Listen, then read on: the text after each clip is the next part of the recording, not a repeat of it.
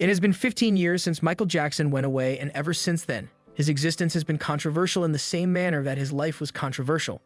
There have been debates concerning his death, his life, his interactions with other people, his estate, his music, and even his fortune over the course of the past 15 years. According to the words of a renowned film producer from the United States, there are three sides to a story: your side, my side, and the truth. And nobody is telling a lie. Shared memories help each individual in a unique way. When we talk about those who have forged their own way in life, we are referring to those individuals who have discovered their own voice via a combination of determination, hard effort, and patience. Michael Jackson, sometimes known as the King of Pop, is an individual who cannot be excluded from this category. He is the only person who matches this description.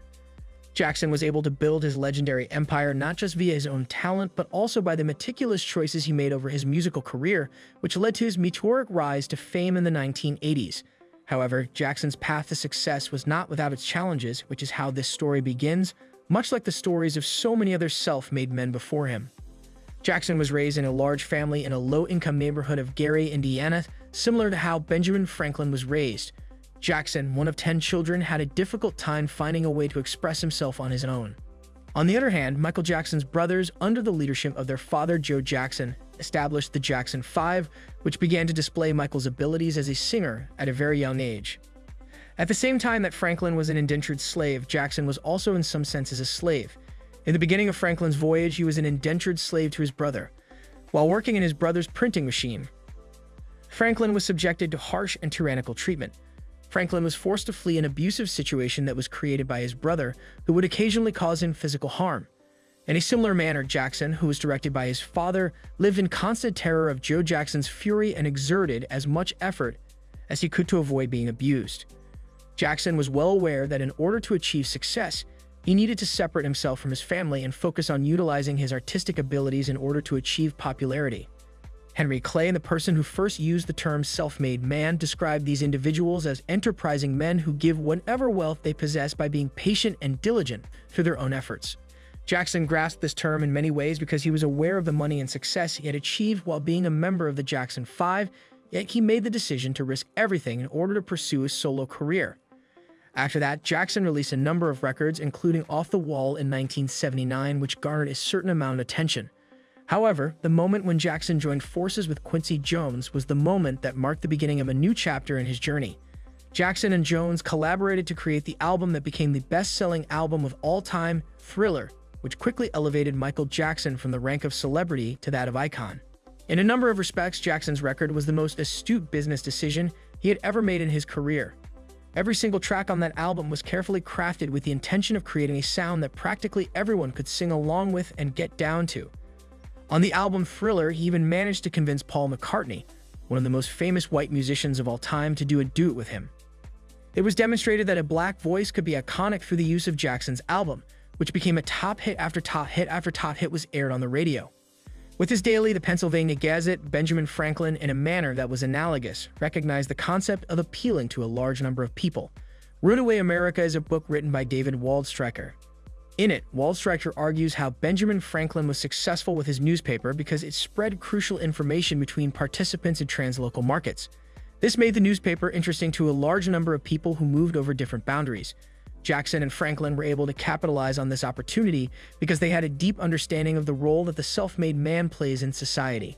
Jackson's notoriety and presence soared beyond anything he could have expected, paving the path for other musicians like his Usher and Justin Timberlake to create music and social presences that were similarly inspired by his work. In a manner that is comparable, Benjamin Franklin did the same thing, as both of them came to prominence as a result of their perseverance and hard work. Both of them are deserving of the moniker of self-made men, but more than that, they are icons who have paved the way for others to follow in their footsteps.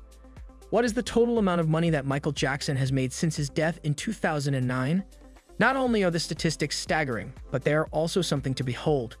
In death, he has achieved the same level of achievement as he did in life. The fact that his talent has left an indelible mark on music listeners and that his influence on popular culture is still felt to this day is evidenced by the fact that this is now the case. Now that we have these figures, let's analyze them to figure out how much money the King of Pop has made since he passed away. The year 2023 marks the first year since 2020 that the estate of Michael Jackson has been included at number 1 on the Forbes list of the highest earning dead celebrities. This is also the 11th time that Michael Jackson has been at the top of the chart. The musical MJ, the musical, has made more than $85 million at the box office this year, and it has made more than $149 million since it was first released in 2022. This does not include earnings from the Michael Jackson 1 show, which is a Cirque du Soleil production that has been performing in Las Vegas at Mandalay Bay since 2013, which is the 10-year anniversary of the show. Due to the fact that his estate has inked a deal for a Michael Jackson biopic that will be titled Michael, his revenues are expected to continue to increase in the year 2024. Elvis Presley, who had revenues of over $100 million in 2023, is the second biggest earner of the year, followed by Roy Manzarek, the keyboardist for The Doors, whose estate earned $45 million. Dr. Seuss, whose estate earned $40 million, and Charles Schulz, whose estate made $30 million, round out the top 5. Dr. Seuss occupies the 4th spot on the list. Since he died away in 2009, there have been 15 lists of the highest-earning deceased celebrities published by Forbes, and Michael Jackson has been at the top of 11 of those lists. Michael has topped the chart every year since the list was first compiled in 2001, with the exception of the years 2009, 2012, 2021, and now 2022. This makes him the most successful deceased star since the list was first presented. Since the year 2001, Elvis Presley, who is considered to be his most direct rival, has produced slightly more than $1.134 billion, but Michael Jackson has generated $2,763 billion since 2009. Just as he did while he was still alive, Michael Jackson has continued to set records in the 15 years that have passed after his death. He has not even allowed death to stop him from trying to accomplish his goals. Listed here are some of the records that were kept after the death. The largest recording deal in the history of music, which was worth $250 million in 2010. It was the largest payday ever for a celebrity, with $825 million in 2016 being the record. Michael Jackson, the Immortal World Tour, brought in $370 million in 2011, making it the 8th largest world tour in the history of the world. This Is It, $260 million, was the most successful music documentary in the history of the industry in 2009. In 2009, which was one of the most successful sales years in history, 31 million devices were supplied in a single year.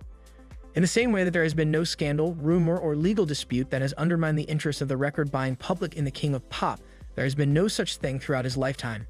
It will be interesting to watch what Michael Jackson's legacy will be and what viewers will think of him as we reach the second decade after his death. While there is an increasing distance between the man and the myth, it will be intriguing to see what his legacy will be. For the time being, however, Michael Jackson reigns supreme in the underworld, just as he did in the live world between the years 1958 and 2009. What do you think about this video? Do let us know in the comments section below. If you enjoyed this video and want to hear from us again, be sure to hit that subscribe button before you go.